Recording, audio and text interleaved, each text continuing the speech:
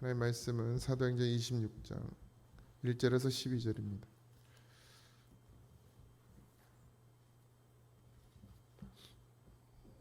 사도행전 26장 1절에서 12절 천천히 같이 합독하도록 하겠습니다.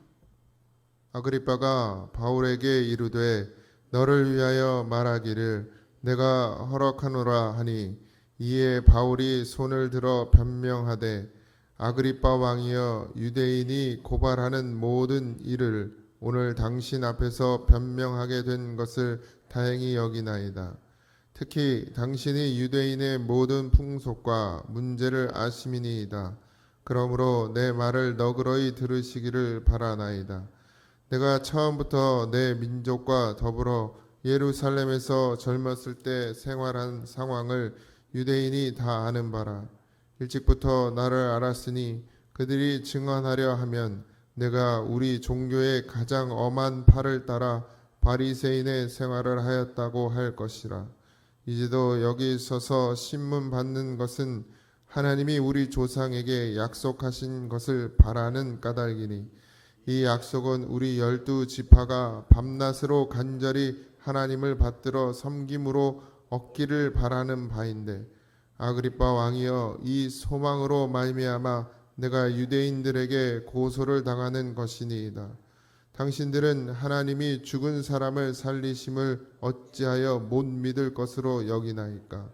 나도 나사렛 예수의 이름을 대적하여 많은 일을 행하여야 될 줄 스스로 생각하고 예루살렘에서 이런 일을 행하여 대제사장에게서 권한을 받아 가지고 많은 성도를 옥에 가두며 또 죽일 때에 내가 찬성 투표를 하였고 또 모든 회당에서 여러 번 형벌하여 강제로 모독하는 말을 하게 하고 그들에 대하여 심히 격분하여 외국 성에까지 가서 박해하였고 그 일로 대제사장들의 권한과 위임을 받고 다메섹으로 갔나이다. 아멘. 이 바울은 지금 우리가 읽은 이 이야기를 사도행전에서 3번 가까이 계속 반복해서 이야기하고 있죠. 하나님께서 뜻이 있어 바울을 부르셨고 그 부름에 바울은 응답했습니다. 이 유대 민족들은 여기 오늘 우리가 읽은 것처럼 조상의 약속하신 것을 바라는 그런 마음으로 12지파가 밤낮으로 간절히 하나님을 받들어 섬김으로 얻기를 바랬다 이렇게 이야기하고 있습니다. 그러니까 메시아 사상은 구약에서부터 있었고 그 메시아 사상에 대한 예언들 또 수없이 많이 있었고 지금 우리가 성경으로 보고 있는 이 성경책에 있는 것 외에도 정말 많은 기록들이 남아져 있는데 문제는 자기 생각으로 구하는 게 문제예요. 그러니까 이스라엘 백성이 애굽 땅에서 있을 때에도 그들의 통곡을 들었다 하셨거든요. 근데 정작 모세가 하나님의 뜻을 받들어서 애굽 땅에 갔을 때 그들은 온전히 순종하는 모습이 아니었습니다. 그리고 모세가 어떤 사람인지도 알고 있던 사람들이 아직 살아 있었기 때문에 되려 모세를 거부하는 사람들도 있었죠. 분명히 하나님께 구해달라고 기도하던 이스라엘 백성임에도 불구하고 하나님의 뜻을 보여주면 그들은 자기가 생각하는 자기들이 생각하는 것으로 구해놓고 자기들이 생각하는 대로 이루어지지 않으니까 그것은 하나님의 뜻이 아니라고 생각하는 그런 믿음 없는 믿음을 가지고 이스라엘 백성들이 살아왔죠. 오늘 우리도 마찬가지죠. 기도할 땐 반드시 하나님의 뜻이 이루어지도록 기도해야 합니다. 근데 우리는 자꾸 내 뜻이 이루어지기를 기도해요. 내가 다 결론 내리고 어쩌면 이런 내 지금 기도의 제목이 이렇게 되게 해달라고 기도를 한단 말이죠. 그건 내 뜻이지 하나님 뜻이 아니에요. 어떻게 이루어지든 그것이 하나님의 뜻이 되도록 기도하고 그 뜻이 이루어질 때 반드시 내가 순종할 수 있는 믿음을 달라고 기도해야지 뭐 어떤 상황이 오면 그걸 다 자기가 계획을 다 짜가지고 이렇게 해서 이렇게 되기를 기도하고 다 전부 자기 욕심을 구하는 거예요. 이 초대교회 시대에도 마찬가지입니다. 그 전부터 이스라엘 백성들은 늘 고통을 받을 때마다 하나님의 뜻이 이루어지기를, 쉽게 얘기하면 메시아가 와서 우리를 구원해 주기를 원하고 기도했습니다. 그런데 문제는 자기의 영혼을 구원하는 문제가 아니고, 이들은 영혼에 문제가 없다고 생각해요. 하나님을 향한 열심이 너무 대단하다 보니까 그냥 이 삶에서 벗어나기만을 구하는 거죠. 이 지금 로마의 지배를 받고 있는 고통에서 벗어나게 해달라. 그래서 메시아를 요청하는 거죠. 그리고 그런 메시아는 또 어떻게 와야 돼요? 자기들이 상상하는 모습으로 와야 되는 거예요. 근데 주님, 하나님은 그런 적이 한 번도 없으셨죠.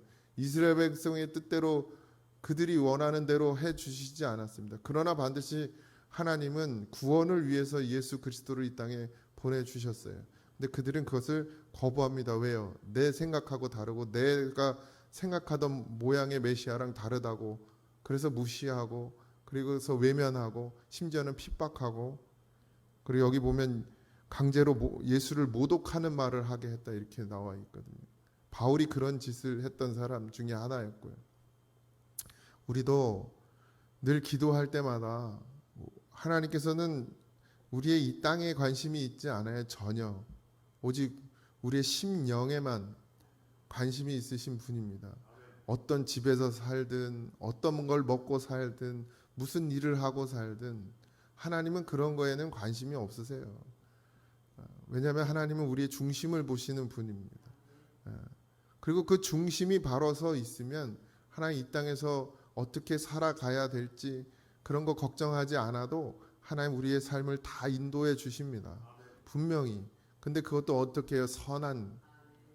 늘 선하십니다. 그러니까 내가 생각하는 선하고 하나님이 생각하는 선은 달라요. 이스라엘 백성들도 자기들이 생각하는 구원의 모양과 하나님이 생각하시는 구원의 계획은 달랐죠. 그러니까 거부하게 되는 거예요. 오늘 우리도 예수를 믿는다고 하지만, 그래서 다 해결된 것 같지만 여전히 우리의 심령은 죄악 가운데 있고, 그 죄악에서 벗어나지 못하는 그런 상황 가운데 이 땅에 사는 동안은 어쩔 수 없이 그런 길을 걸어감에 있어서 우리가 정말 하나님께 구해야 되고, 하나님 우리에게 원하시고 또 뜻하시고, 그래서 보내신 예수를 무엇을 위해서 믿어야 되는지를 분명히 아셔야 합니다. 그리고 그 길을 꼭 가셔야 돼요. 다른 것으로는 안 됩니다. 예수 믿으면서 자꾸 내 육신의 것을 채우려고 하는 그런 인간의 아주 악한 습성을 버리질 못해요, 우리가. 저도 어느새 보면, 기도하다 보면 내 부족한 것을 구하고 있을 때가 있어요. 답답하니까. 근데 그걸 하나님 원하지 않으시죠. 그래서 그런 것이 구해질 때마다 벌써 입이 다물어지고 기도가 되지 않아야 정상이. 그리고 정말 심령에 영을 구할 때 그 기도가 막 하늘로 올라가는 것을 느껴지시고, 그게 하나님이 받으시는 게 감동이 와야 돼요. 그게 정상이에요. 근데 우린 자꾸 육신에 빠져 있고 세상에 빠져 있고, 내가 원하고 바라는 것이 하나님이 원하고 바라시는 것이라고 그런 교만함에 빠져 있어요. 그러니 오늘 하루도 우리가 무엇을 구해야 될지 분명히 아십시오. 하나님, 내가 초가상간에 사는 것, 내가 뭐 100평짜리 아파트에 사는 것, 그런 거 하나님 관심 없습니다. 내가 뭐 그냥 다 이제 좀 가다가 멈출 차를 타든 아니면 정말 아주 좋은 차를 타든 하나님 그런 거에 관심이 없으셔요. 그런 건 중요하지 않습니다. 하나님께. 그건 다 썩어져 없어질 아무 의미 없는 것이고, 하나님은 영이셔요. 그래서 하나님이 원하시는 것은 보이지 않지만 우리가 보고 가야 되는 것, 그 하나님의 나라, 거기에 우리가 거하시기를 하나님은 지금도 원하시고 바라시고, 그것 때문에 예수님이 오신 거죠. 근데 이스라엘 백성들은 그것 때문에 예수님을 구하지 않고, 메시아를 구하지 않고, 자기들의 지금 삶에서, 이 비참한 삶에서 건져줄 메시아를 기다리니까, 여러분도 여러분의 비참한 삶, 아니면 여러분들의 문제, 여러분의 삶 가운데 있는 해결되지 않는 것들, 그것 때문에 예수님을 구하니까, 예수님이 영으로 오면 그걸 못 받아들이는 거예요. 육을 구하니까 필요 없다는 거예요. 내 지금 문제 해결해 줘야지, 내 심령이 구원받고 이런 건 지금 당장 필요한 게 아니라는 거예요. 또 심지어는 예수 믿으면 구원받는다고, 입으로 시인하면 된다고 그랬다고. 난 입으로 시인했으니까, 이제 예수 믿었으니까, 구원받았으니까 이제 또 내 삶의 문제를 해결해 달라는 걸로 거꾸로 또 가는 거예요. 근데 하나님은 그러지 않습니다. 하나님 그러신 분이 아니. 그걸 원하시지 않아요. 예수님 자기 아들을 십자가에 달려 죽이시면서까지 우리를 살리시려고 했던 건 이 육체가 아니라 심영이었습니다. 그러니 반드시 오늘도 그런 중심으로 살아가시길 바라고, 뭐 그렇다고 목사님 이 땅에서 뭐 그냥 아무것도 안 하나요가 아니고 그 마음 중심을 가지고 이 세상을 살아가십시오. 그러면 기도가 나올 것이고 찬송이 나올 것이고 어디에 있든지요. 뭐 꼭 여기 새벽기도 나와서 기도하고 물론 그래야 되지만 그것이 전부는 아닙니다. 있는 처소에서 기도가 돼야 돼요. 찬양이 나와야 돼요. 감사가 나와야 돼요. 예수님 여기 없으면 감사가 있을 수 없어요. 예수님이 여기 안 계시면 뭐 그냥 원망하고 불평할 일만 그냥 가득하죠. 요즘엔 더군다나 날씨도 더워가지고 불쾌지수가 그냥 하늘을 찌르는데, 그러니 뭐 감사가 나오겠어요. 더워 죽겠네. 죽겠는 소리만 나는 거죠. 근데 예수님이 여기 안에 있으면 편안하고 평강하고 기쁘고 감사하고, 그럼 뭐 기도가 뭐예요? 주님하고 대화하는 거잖아요. 뭐 고추를 따면서도 대화할 수도 있고, 뭐 하면서도 뭘 하든 여러분들 일하면서도 그 속에서 주님과 동행할 수 있는 그런 삶이 되어지는 것이 하나님이 우리에게 바라시고 원하시는 삶이에요. 그러면 다른 것들은 하나님께서 들풀도 공중에 나는 새도 입히시는 그런 하나님께서, 먹이시고 입히시는 하나님께서 하물며 우리를 그냥 두시겠냐 말입니다. 내가 믿음으로만 살고 믿음으로 살려고 몸부림치면 하나님이 다른 것들은 다 주십니다. 광야에서 만나와 메추라기를 주시듯 우리에게도 모든 걸 다 허락하세요. 문제는 우리가 욕심을 부려서 그런 거죠. 더 얻고 싶고 더 갖고 싶고, 요거 하나님이 이거 먹고 살라 그러면 그냥 그거 먹고 사는데, 인간이 어떻게 해요? 그래도 좀 더. 그러니까 만족도 없고 감사도 없고 늘 원망이고 불평밖에 나올 수가 없는 거예요. 그냥 이 땅의 것은 하나님이 허락하신 대로 먹으면 돼요. 그리고 우리가 구할 것은 하늘의 것입니다. 하늘의 것을 구하며 사는 것이 우리가 살아가는 삶이어야 합니다.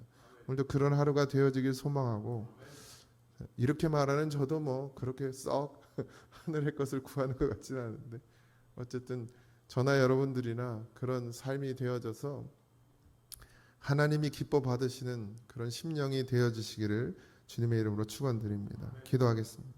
하나님, 바울은 나사렛 예수의 이름을 대적하고 심지어는 하나님 모독하게 하는 그런 죄인 중에 괴수였습니다.